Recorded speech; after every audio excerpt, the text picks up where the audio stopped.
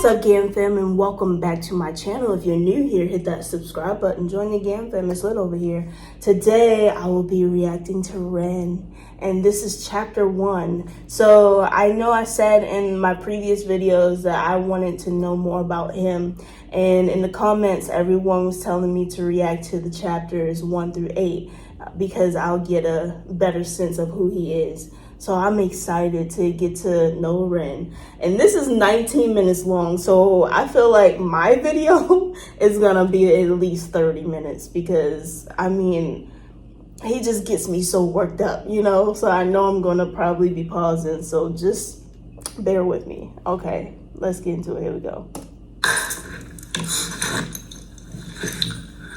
Hello everyone. Hi, REN. This is the first time I've done something like this before. I wanted to write it down because there's a lot and I didn't want to miss anything. And some parts of this might be a little bit uncomfortable to listen to, but I wanted to stay as true as possible to the story, not miss anything, for the sake of people who might be going through something similar, or for the sake of people who don't, but want to help understand a little bit more. Okay. Yeah. I promise that everything in this story is 100% true. Nothing is exaggerated for dramatic effect. Some names I don't mention and some details I don't go too far into or downplay them for the sake of the people around me. Wow, Timelines might occasionally be a little bit off, but that's just because I've had to write everything from memory from a time that was quite hazy. I asked before embarking on this journey with me that you all respect the privacy of myself and the people around me. You might be compelled to reach out to some of the people that I mention, cast judgment, praise them, criticize them, and I ask you kindly not to. It's my choice to be in the public eye, and it's mine alone. This is the first time my story is on the public record in a concise way. Wow, you know, already, like, just the way that he's talking, I'm probably not going to pause it because it looks like it's just him talking and not a song. But, like, I could just hear, him, like, he's so humble, you know, for him to, like, say, don't reach out to the people that I'm talking about because I'm the one that chose to be, you know, a celebrity and they didn't, you know, that's just, you know, a testament to him, you know, and I feel like that's very commendable. And I just had to acknowledge that because a lot of people would just share their story and let you, you know, go torture the people that they're talking about. But he's like, you know, I am giving you this story, like I'm putting this out there, but they don't have anything to do, even though they're a part of the story, they don't have anything to do with what I'm doing right now, so don't bother them. And I think that's very commendable. Being in the public eye is strange. The more that I give to you, the less that I get to keep for myself. I don't find the experience of sharing particularly enjoyable. I don't so much like the questions that follow. And I'm not a medical expert, so I don't like to be seen as somebody with all the answers, because I don't have them. And because of the empathy that I feel, I'm compelled to try and help as many people as possible. But the last time I opened myself up to this on a one-on-one basis, I was surrounded by a lot of death. And there simply weren't enough hours in the day. So I ask you, if you need support, please reach out to a professional or use my music as your companion. I share my story in hopes that somebody who needs it finds it, that it provides hope, that it might ease the suffering for the people like me. I like my solitude, so I ask that anyone who respects the work I make and respects my contribution to the world to respect my solitude. I respect it. A lot happened in my teenage years, and I didn't live the most normal of lives, but I'll save that story for another time. The important thing to contextualize this story is that I was full of life. I was full of a burning desire to change the world. The flaws in how we interact seemed obvious to me. I believed in people's power to change the unnecessary suffering we inflict upon ourselves. I was also enamored with music. Music is the closest thing to God that I have. It's a gateway to the unexplainable, and it's a way of communicating the inexpressible. And that's something that I can tell. Like, music is definitely his solitude, you know? It's just, when I first heard him, I was like, wow, there's no way that, like, he doesn't find strength from this, because it's just so good, and so it's more than music. It's very healing, and I can definitely see that when I listen to him. So that makes a lot of sense. There's just one moment I want to share with you from the years before I got sick. I was 17 and I felt indestructible. I'm not sure why, but my whole life I had this feeling inside myself that I was meant to do something important, not for myself, not for praise, not for personal gain, but something that would change the world for the better. It's hard to describe it without coming across like an egomaniac or having some sort of God complex, but I felt like I had some sort of divine purpose. And I remember feeling this so strongly that one afternoon after school, I stood in the centre of my bedroom and I spoke loud into an empty void. I said that I would single-handedly take on and defeat the forces of evil, and I welcomed them to try their best. Wow. Throughout the years, that memory stuck with me, taunting me sometimes. Flash forward to 2019. I remember the first day I knew something was wrong very well. I woke up in an unfamiliar room in Cardiff, feeling like a raven had perched itself upon my heart. Every time my heart beat, it's like some part of me was aware of the foreboding death sentence that was to come. Oh. Some sort of primal instinctive dread. Everything felt wrong, and I felt prosthetic, like I could tear my own skin off and observe though I was watching passively from another room. Wow. The night before, I'd been in Cardiff visiting friends in university. It was the end of summer, we'd gone out to a few bars. I wasn't really enjoying myself. That year I'd been struggling with social anxiety, perhaps from years of abusing my brain with a whole pick and mix and selection of party drugs. Wow. Engaging with society felt like stepping into the ring with a heavyweight champion. Every single fucking question felt like an oncoming haymaker I had to socially navigate because of my very limited toolkit of charisma at the time. I don't know why I cared about being liked so much, but the more I cared, the less equipped I became to have a simple human conversation. I used to deal with this by getting fucking hammered. That night was no exception. I got smashed, lost my phone, and woke up in a strange apartment. In the bed opposite mine was a snoring rugby player and his girlfriend. Wow. Everything just seemed off, and it wasn't a hangover. My first thought was I'd been spiked. I quietly gathered all my belongings and left before anyone could wake up and punch me with a conversation. I wandered around a grey Cardiff in the haze, feeling like I've just been rigged up to an IV bag full of ketamine and cyanide, and the whole world just seemed off, like I was looking at it through a tunnel. A heavy feeling of fear clung around me like a straitjacket. The only comforting thought was that with enough time, rest and water, it would pass, but it didn't. Wow. For 8 long years, it didn't. And this is my story of an 8-year-long nightmare. Wow. I returned back to my dad's home. Wait, I just want to say, do you guys think that him becoming sick, I don't want to think like this, but maybe like him becoming sick actually saved his life? You know, because like before him being sick, he just said like he partied all the time and he did a lot of drugs and stuff, and he ended up in bad situations. So I'm just like, I wonder if this, you know, had to happen to change his life and to put him in this position that he's in now, you know? So sometimes we think that things happen to us and it's like, why is this happening to me, you know? And you feel like you're not loved or you're unlucky and stuff like that. But sometimes bad things happen so that we can come out on a better side. Like I've had bad things happen to me as well, but it's like the position that I'm in now as opposed to like before, I'm like, wow, like I am in a better position. So sometimes, I don't know, I guess it's just maybe a wake-up call or something. Like you have to go through this to see that you weren't living the way that you were supposed to live, and you weren't actually like living your true calling. I don't know. Life, I don't know. He was living with his partner at the time. It wasn't my home, so I already felt uncomfortable and out of place. These unusual symptoms persisted. I figured I'd caught some sort of virus and I'd get better with time, but by the end of the week things were a lot worse. I took myself to the doctor and he said he thought it sounded viral, that if I went home and got enough rest it would eventually pass. And it didn't. For 8 years it didn't. Wow. I returned for my second year of university. My brain was full of fog and my body felt poisoned. There were intermittent days where I felt like a hollow suit of skin. I'd sit in lectures unable to focus and was devoid of any sort of personality. I'd be able to have basic conversations, yeses and nos, but I was stripped of the ability to think spontaneously. It's like my body was taking up so much processing power being sick that I could not have original or spontaneous thought. Wow. The most peculiar thing about this was there was a me that was aware that this was all happening and was observing it from outside of myself, locked out, screaming silently, banging on the walls of my mind to be let in, and never successfully. And nonetheless, there I was, like a ghost haunting myself. My usual routine was getting home, running the shower and curling up into a ball to cry underneath the running water, not understanding what was going on. I brought myself to the doctors numerous times during this period, requesting every blood test they'd let me have, often being dismissed and told things like stress from university can cause strange symptoms. But how come no one I knew in university could relate to this? Eventually I was put on a 6-month-long waiting list to see a mental health specialist who did a short 1-page questionnaire and wrongly diagnosed me as hypercycling bipolar and put me on a course of citalopram. After a few weeks, it stole my ability to sleep. I was told to stick it out and it would level out and eventually I'd feel more like myself. I stuck it out and I got worse, and I pulled myself off it after 2 weeks in a row of sleepless nights and insomnia.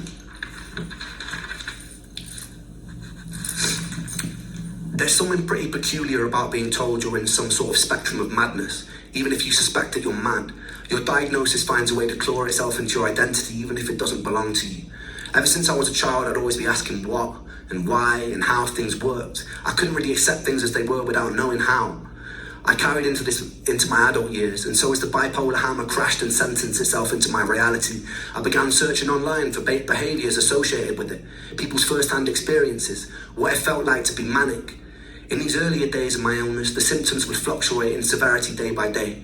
Some days I'd be in the thick, tired fog, and other days they'd be more merciful. I began to associate the days of not suffering as mania and would act more erratically on the days that my symptoms were less bothersome.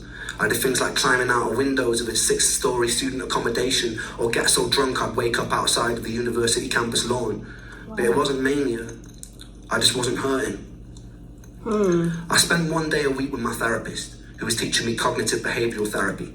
The issue was, mentally reframing unexplainable symptoms caused a lot of cognitive dissonance for me. I was told my anxiety or depression was causing my symptoms, but in reality it was my symptoms which were making me anxious and depressed. Right. So I was in some sort of inescapable bind. I devotedly work on my mental health, following every new tool for coping to the letter, only to have my symptoms get worse, which made me frustrated, raise the intensity of my treatment, only to get even more frustrated as my body seemed to deteriorate. Wow. After 6 months, I told my mum I'd happily saw off my own leg with a blunt knife if it meant my symptoms would vanish, and I meant it.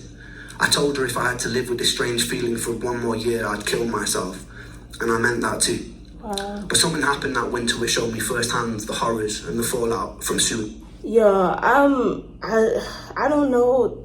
I don't think I talked about this, but I remember when my dad he still has Lyme's disease. I'm not sure, but he doesn't talk about it like he used to. Like, he doesn't. I remember, like, he was in pain, like, all the time, and he was talking about dying and stuff too, and I was just like, oh my gosh. So just hearing him say that, it's just taking me back to that, when my dad had that same feeling. I don't know what Lyme's disease feels like, but based off of what my dad said and how he felt, it's not, it does not feel good at all. Oh my goodness. So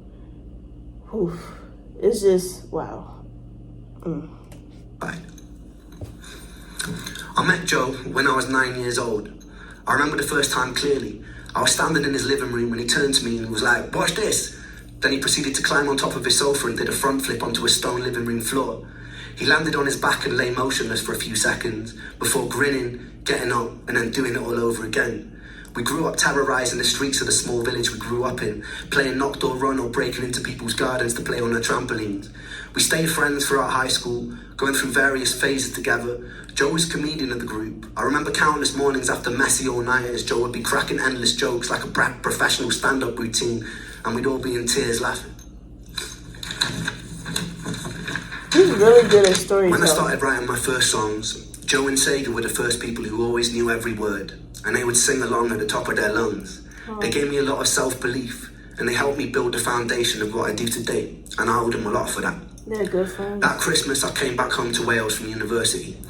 On Christmas Eve, me and Joe were sat in a pub, and he turned to me and he told me that he'd fantasised about walking into the sea until he was totally submerged. He had a pretty morbid sense of humour, so I didn't really take him as seriously as I should have. 2 days later, it's 3 a.m, and I get a phone call. It's my friend Ella. She tells me that Joe is on the bridge by my house. He was drunk, he'd called her up, and he told her he was going to jump. Oh no. I was still half asleep.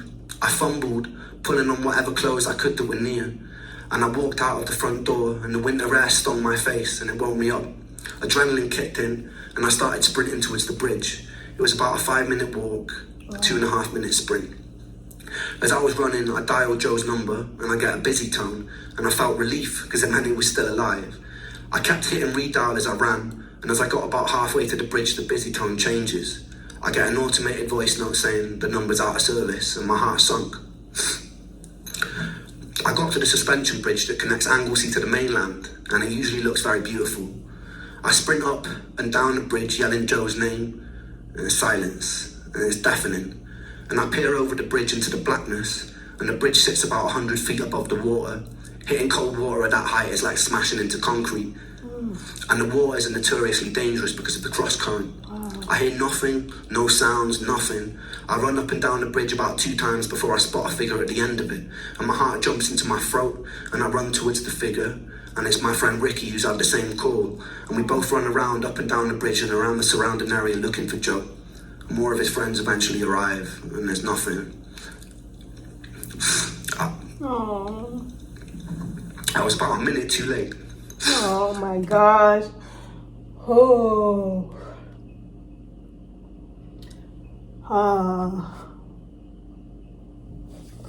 Oh. Yeah, I'm sorry. That's really heavy. Wow. Okay. And the next week walking up and down beaches with flashlights. And when it's that dark, every other large rock starts to look like a washed up body. We plastered all the neighbouring towns in missing posters, contacting whoever we could, someone who might know something. We checked bank records to see if any money had been withdrawn since he went missing. There was CCTV footage of him walking onto the bridge, but there wasn't any of him coming off. But there were dead zones in the footage, so there was still a small chance he could be alive. I was sleeping about 3 hours a night, pretty determined that we'd still find him. For about 10 days we had nothing, and then suddenly a call comes through while we're all at my friend Miles's house having food. It's the police. A body had been found in the water by the bridge. We piled into my friend's car. I remember being in the back seat and floods of tears, repetitively punching the back of the passenger seat as we drove to the scene. As we pull up, I saw a lifeless body being zipped up into a green bag near a parked ambulance. Its skin was bloated by the seawater, and it wasn't Joe. Someone else decided to jump that day. Joe was never found. What? It's difficult to truly let go when you can't say goodbye. For months following, I held on to this fantasy that we'd get a call that he'd run away to some European town, and he was happy and he was healthy. But that call never came. The time during his inquest was also around the time I was struggling with the side effects of a new antidepressant. I remember sitting in the courtroom feeling like I was listening to the whole thing deep underwater. The judge felt the circumstances surrounding Joe's death didn't mean The judge felt that the circumstances surrounding Joe's death meant that the verdict was left open. It kind of stung even more to not have an official ruling of suicide. I remember going to visit his mum not long after and witnessing the aftermath of a mother grieving for her baby boy. The silence of his father, the tears of his mother. I decided that day that I'd have to wait until my illness killed me because I couldn't do it by choice. I couldn't put my family through that. Over the next 10 years, I returned to my hometown, only a handful of times following Joe's death. My last visit was in the summer of last year. I reconnected with Joe's parents and showed them a song that I'd written, simply entitled For Joe. We cried together, reminisced together, joked, and I'm proud to say that I gave Joe's mum enough money to afford a caravan she told me she'd been saving up for. I felt pretty good. We'd also do a fundraiser for the Royal National Lifeboat Institution, who were integral for searching for Joe during that time, and we raised a pretty good amount of money too. Being able to give back in whatever small way I could felt good, and it felt right for all the years Joe had made us all laugh till it hurt. He was a solid person, just a little lost, as we all are sometimes. And I miss him. Life was about to take an even more unusual turn, and I was about to meet the first angel of this story. So stay tuned for that. Wow. Oh, okay.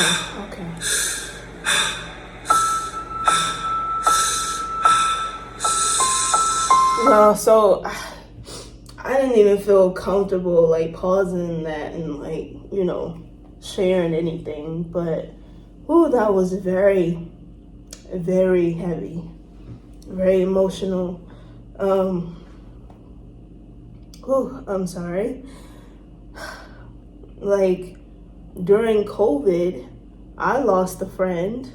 She went to Joshua Tree and she was never found. Oh my gosh. And it's like, you never think that it's gonna happen to someone that you know, or you never think that things are gonna happen in your life that you see happen to other people. So when it happens, it's very, just, it's like the world just stops, and it's very heavy. So, that was a lot. So now he's gonna get into the song for Joe, I believe. Okay.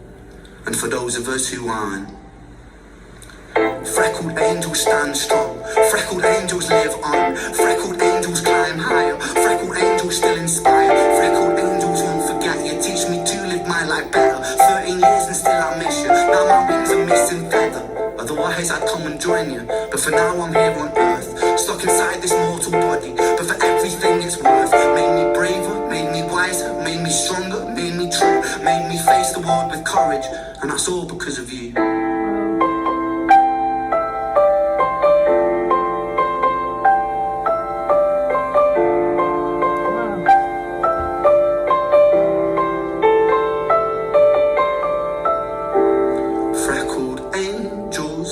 the hardest, and their hearts, they are the largest. With their wings, they fly the farthest. So I know you're gonna be okay.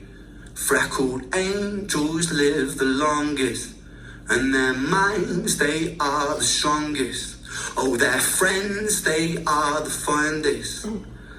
So I know you're gonna be okay.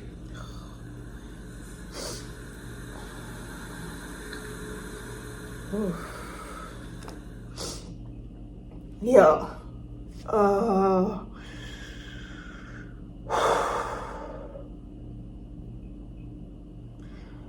Wow. That was really emotional. That was such a tough watch. Oh my gosh. I don't know how I'm going to get through the other 7 stories if it's going to be this emotional. Oh my goodness. Yeah, I'm sorry. That